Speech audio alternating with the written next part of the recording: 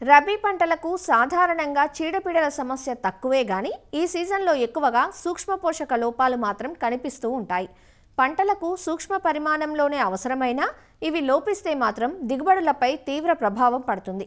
సూక్ష్మ పోషక లోపాలను రైతులు గుర్తించలేక తెగుళ్లుగా పొరబడి రకరకాల రసాయన మందులను పిచికారీ చేస్తుంటారు. ప్రధానంగా యాసంగి మొక్కజొన్నలో జింక్, ఐరన్, బోరాన్ ధాతులోపాలు కనిపిస్తూ ఉంటాయి. సూక్ష్మ పోషకాలు లోపించడం వల్ల ప్రధాన పోషకాలు కూడా పంటలకు అందుబాటులోకి రావు. ఇప్పుడుండే చలి వాతావరణంలో మొక్కలు వేర్ల నుంచి పోషకాలను పూర్తి స్థాయిలో గ్రహించుకోలేవు. దీని కారణంగా మొక్కల్లో పెరుగుదల మందగించి పోషక లోపాలు బహిర్గతమవుతాయి. రబీ మొక్కజొన్నలో కనిపించే సూక్ష్మ పోషక లోపాలు సవరణకు చేపట్టాల్సిన సస్యరక్షణ చర్యల గురించి రాజేంద్రనగర్లోని ప్రొఫెసర్ జయశంకర్ తెలంగాణ రాష్ట్ర వ్యవసాయ విశ్వవిద్యాలయం అఖిల భారత ద్వితీయ మరియు సూక్ష్మ పోషక విభాగం ప్రధాన శాస్త్రవేత్త డాక్టర్ శంకర్ నుంచి తెలుసుకుందాం. ముఖ్యంగా మనం మొక్కజొన్న, వరి తర్వాత మనకి రబీలో మన రాష్ట్రంలో ప్రధాన పంట. ఇది దాదాపుగా ఒక 14 నుంచి 15 లక్షల ఎకరాల్లో సాగు చేయడం జరుగుతుంది. ఈ మొక్కజొన్న మనకి ప్రధానంగా అన్ని రకాల నీళ్ళల్లో అంటే నల్లరేగడి నీళ్ళలు కానీ, తర్వాత ఎర్ర నీళ్ళలు కానీ, ఒండ్రు స్వభావం కలిగిన ఇసుక నీళ్ళలో కూడా మనం ఈ మొక్కజొన్నను ప్రధానంగా సాగు చేసుకోవచ్చు. మొక్కజొన్న పండించినప్పుడు రైతులు దాదాపుగా మనకు సిఫారసు చేసిన రసాయనిక ఎరువుల యాజమాన్యం పాటించడం లేదు. ముఖ్యంగా దీంట్లో చూసుకున్నట్లయితే ఖచ్చితంగా రైతు ఒక 10 టన్నుల పశువుల ఎరువును ఒక ఎకరాకి వాడినప్పుడు ఇచ్చిన రసాయనిక ఎరువుల మోతాదు అది. కానీ ప్రస్తుత తరుణంలో రైతులు ఏం చేస్తున్నారంటే పశువుల కొరత ఉండడం, తర్వాత పశువుల పెండ లేకపోవడం వల్ల రసాయనిక ఎరువులు మనం సిఫారసు చేసిన మోతాదు కంటే మించి వాడుతున్నా నత్రజనికి సంబంధించిన ఎరువులు మాత్రమే ఎక్కువ వాడినాను కూడా పంటల్లో దానికి కావాల్సిన రెస్పాన్స్ రావడం జరుగుతుంది.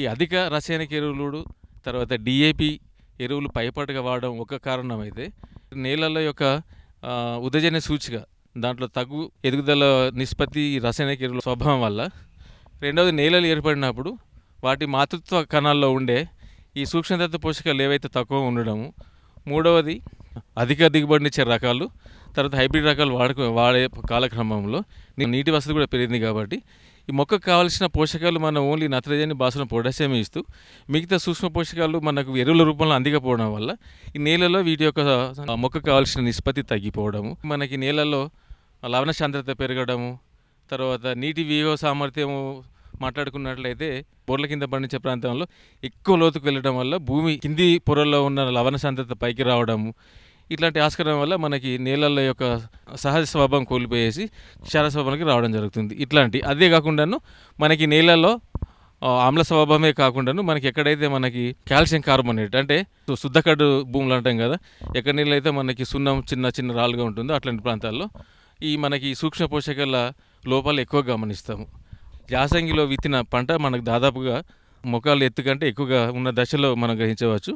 వరి కోసిన తర్వాత వరి మాగాణంలో కూడా మన మొక్కజొన్న విత్తుకునే సంస్కృతి, ఆచారం మనకి మన రాష్ట్రంలో ఉంది. కాబట్టి ఈ రెండు పద్ధతుల్లో సూక్ష్మ పోషకాల లోపాలని ఎలా యాజమాన్యం చేసుకున్నారని మాట్లాడుకున్నట్లయితే, రాష్ట్ర నేలల్లో చూసుకున్నట్లయితే మా పరిశోధన విభాగం చేసిన ఫలితాల్లో దాదాపుగా బోరాన్ అయితే 34%, జింక్ అయితే 24 నుంచి 28%, గంధకం 20%, అలాగే ఇనుము 10% నేలల్లో లోపాలు ఉన్నట్లు మనము పరిశోధన ఫలితాల్లో తేలడం జరిగింది.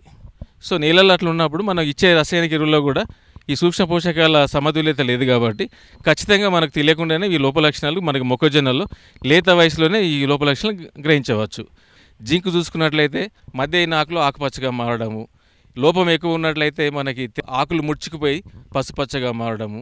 బోరాన్ యొక్క లోప లక్షణాలు చూసుకున్నట్లయితే కండే వంకర్లు తిరగడము, సాళ్ళ మధ్య విత్తనాల వరుస తగ్గిపోవడము, కుంచుకుపోవడము. తర్వాత ఇనుము చూసుకున్నట్లయితే మనకి లేత వయసులోనే ఆకుల్లో మనం ప్రస్ఫుటంగా తెల్లగా కనిపించే ఆస్కారం ఎక్కువగా ఉంటుంది. ఈ సూక్ష్మ పోషకాలని మనం 2 రకాలుగా సవరించుకోవచ్చు. జింక్ గురించి మాట్లాడుకుంటే సాధారణంగా మట్టి పరీక్ష లోపం ఉన్నట్లయితే ఒక 20 కిలోల జింక్ సల్ఫేట్ ఒక ఎకరాకి, అదే మనకి ప్రాబ్లమాటిక్ సైల్స్ అంటే మనకి సమస్యాత్మక భూముల్లో కూడా జింక్ లోపం ఉన్నట్లయితే రెట్టింపుగా అంటే 40 నుంచి 60 కిలోల జింక్ సల్ఫేట్ ఎకరాకి మనం సిఫారసు చేసుకోవచ్చు. అదే మనకి పంటలు కనిపించినట్లయితే జింక్ని మనం మామూలుగా పిచికారీ ద్రావణం 200 లీటర్ల పిచికారీ చేసే సంస్కృతి మన దగ్గర ఉంది. కాబట్టి ఒక 400 గ్రాములు 200 లీటర్లు కలుపుకొని పైపాటుగా 2 నుంచి 3 దఫాలుగా పిచికారీ చేసుకున్నట్లయితే ఈ జింకు యొక్క లోప లక్షణాన్ని సమర్థవంతంగా వినియోగించుకొని అధిక దిగుబడులు పొందే ఆస్కారం ఉంటుంది. రెండవది బోరాను. బోరానికి మనకి అతి ముఖ్యంగా మనం మాట్లాడుకున్నట్లయితే ఈ రైతుల్లో మనకి రసాయనిక ఎరువులు విచక్షణ రహితంగా కాంప్లెక్స్ ఎరువులు పైపాటుగా వాడడం వల్ల ఏమవుతుందంటే భాస్వర శాతం నేలలో అధికంగా ఉండి బోరాన్ యొక్క లభ్య బోరాను మనకి మొక్కలకి అందుబాటులోకి రాకుండా తక్కువ దిగుబడి పొందే ఆస్కారం ఉంటుంది. కాబట్టి దీని నివారణకి మనకి సాయిల్ టెస్టింగ్ అంటే మట్టి నమూనా సేకరణలో లోపం ఉన్నట్లయితే 4 కిలోలు ఒక ఎకరాకి, లేదా మనకి పంటలు కనిపించినట్లయితే 1 గ్రాము 1 లీటర్ నీటికి కలిపి పిచికారీ చేసుకున్నట్లయితే బోరాన్ యొక్క లోపాల లక్షణాన్ని సమర్థంగా అరికట్టవచ్చు. ఈ బోరాన్ గురించి మాట్లాడుకున్నట్లయితే ఇది చాలా అతి ముఖ్యమైన కెమికల్ రియాక్షన్స్ ఉంటుంది. ఏమాత్రం కాన్సన్ట్రేషన్ కొంచెం గాఢత పెరిగినా ఫోలియర్ స్ప్రే చేసినప్పుడు పైపాటుగా పిచికారీ చేసినప్పుడు సాంద్రత పెరిగినప్పుడు మొక్కకు హాని చేసే లక్షణం ఎక్కువగా ఉంటుంది. అదే మనం నేలలో వేసుకున్నట్లయితే పంటకు హాని చేసే లక్షణాలు ఎక్కువగా ఉంటాయి. కాబట్టి 1 గ్రాము 1 లీటర్ నీటిలో కలుపుకొని పైపాటుగా పిచికారీ నేలలో అయితేనేమో 4 కిలోలు ఒక ఎకరాకి చేసుకోవాలి. అది మళ్ళీ ఇంకొక ముఖ్యంగా మాట్లాడుకునేది ఇనుము. లభ్య ఇనుము ఏ మొక్కకైనా దాని యొక్క రసాయనిక స్థితి మీద ఆధారపడి ఉంటుంది. నేల యొక్క తేమ స్వభావాన్ని బట్టి ఇనుము లభ్య ఇనుము మొక్కకు అందుబాటులోకి వచ్చే ఆస్కారం ఉంటుంది. కాబట్టి అంటే నేల తడిగా ఉంటుందో లభ్య ఇనుము మొక్కకు అందుబాటులోకి వస్తుంది. ఎప్పుడైతే మనకి తేమ లేకుండా వ్యవసాయ నేలలు బెట్టకు గురైతే అప్పుడు మనకు ఇనుము లోపం వచ్చే ఆస్కారం ఉంటుంది. దీని లోప సవరణకు మనకి ముఖ్యంగా అయితే 20 కిలోలు పర్ ఎకరాకి ఐరన్ సల్ఫేట్ చెప్పుకోవచ్చు. కానీ ఇది నేలల్లో వేసినట్లయితే మొక్కకు అందుబాటులోకి వచ్చే ఆస్కారం తక్కువ ఉంటుంది. కాబట్టి ఒకవేళ మొక్కల లోప లక్షణం కనిపించినప్పుడు 5 గ్రాములు 1 లీటర్ నీటికి పిచికారీ చేసుకున్నట్లయితే ఆశించిన దిగుబడులు పొందే ఆస్కారం ఉంటుంది. కాబట్టి రైతులు ఈ విషయాల్ని శ్రద్ధగా వినియోగించుకొని అధిక దిగుబడులు పొందాలని ఆశిస్తున్నాం.